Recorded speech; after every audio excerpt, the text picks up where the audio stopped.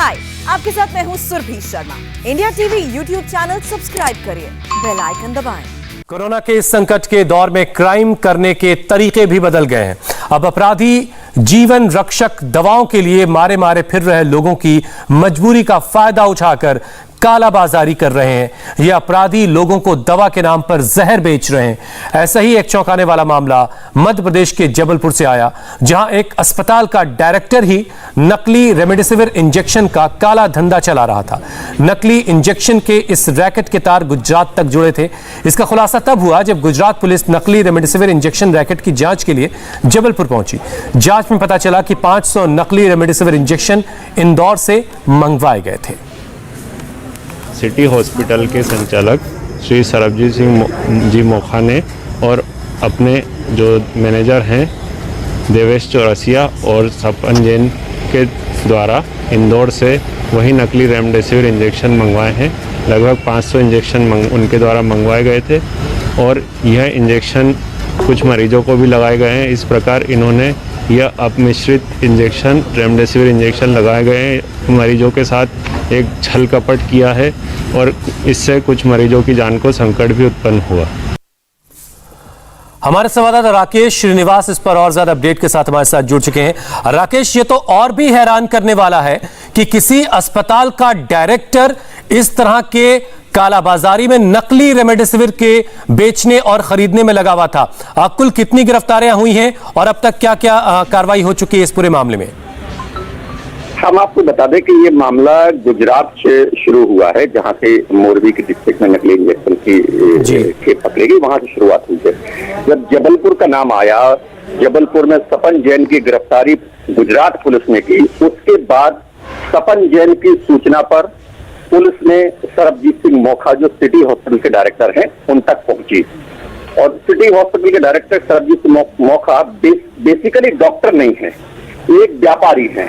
तो हमें लगता है कि व्यापारी के लिए डॉक्टर की संवेदनाएं कम होती हैं और उसने मौका देखा, अवसर देखा कोविड का और इस खेल में लिप्त हो गया। जो सपन जैन गुजरात से नकली इंजेक्शन की खेप कर रहे थे, उसमें ये सरबजीत सिंह मोखा इन्वॉल्व हो गया। और इसकी अनुमानित संख्या नहीं कह सकते कि कितने लोगों को इसने इंजेक्शन लगाया, कितने लोगों की मौत हुई, कितने लोग अभी किस कंडीशन में हैं, ये जांच का विषय है। इसके लिए कल कांग्रेस ने एक ज्ञापन भी दिया था मुख्यमंत्री को, जब मुख्यमंत्री जबलपुर में आए थे क्राइसिस मैनेजमेंट की बैठक में, कि इसकी इन्वेस्टिगेशन होनी चाहिए। राकेश जल्दी से एक और बात बता दें, क्या कुछ ऐसे मरीजों को का पता लगा जिन्हें नकली रेमडेसिविर दी गई थी, उन पर किस किस तरह के असरात रहे, उनकी क्या हालत है, इस बारे में कोई जानकारी मिल सकी है क्या?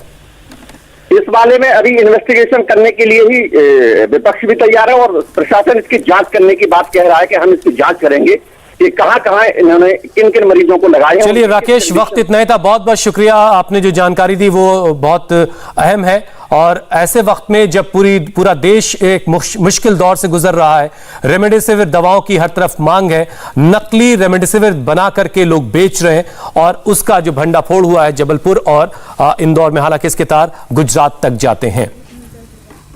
नकली रेमडेसिविर के जरिए मौत बांटने का यह खेल इंदौर में भी चल रहा है। इंदौर की रहने वाली भावना थोराट के पति को कोरोना हो गया था। कोरोना से लड़ने के लिए उनके हस्बैंड को रेमडेसिविर इंजेक्शन की जरूरत थी। भावना की फैमिली इंजेक्शन के लिए इधर से उधर भटक रही थी और फिर एक शख्स ने उन्हें 40,000 रुपए में 2 इंजेक्शन बेचे। लेकिन जब डॉक्टर ने इंजेक्शन देखा तो वो नकली निकला। अगर उस डॉक्टर ने नकली इंजेक्शन की पहचान ना की होती तो आप अंदाजा लगाइए कि होता क्या। शायद भावना के पति की जान भी जा सकती थी। परिवार की शिकायत के बाद पुलिस ने एक्शन लेते हुए नकली इंजेक्शन बेचने वालों को गिरफ्तार कर लिया है। हमने 20,000 का एक इंजेक्शन लिया था और 2 इंजेक्शन 40,000 के लिए था। उसमें से ग्लूकोज का पानी निकला। बिल्कुल मतलब डॉक्टर ने जैसे इंजेक्शन में फ्लो किया उसको तो देखा तो बिल्कुल मतलब उसका कलर ही चेंज ही दिख रहा था, एकदम नमक का पानी घोलते वैसा कुछ था। और जो रेमडेसिविर इंजेक्शन आता है तो डॉक्टर ने बताया था कि वो थोड़ा सा येलो स्किन पर आता है, थोड़ा सा लाइट, जिससे उसकी पहचान है। और फिर उन्होंने इंजेक्शन पूरे देखे, उसके बाद ही उन्होंने लगाया।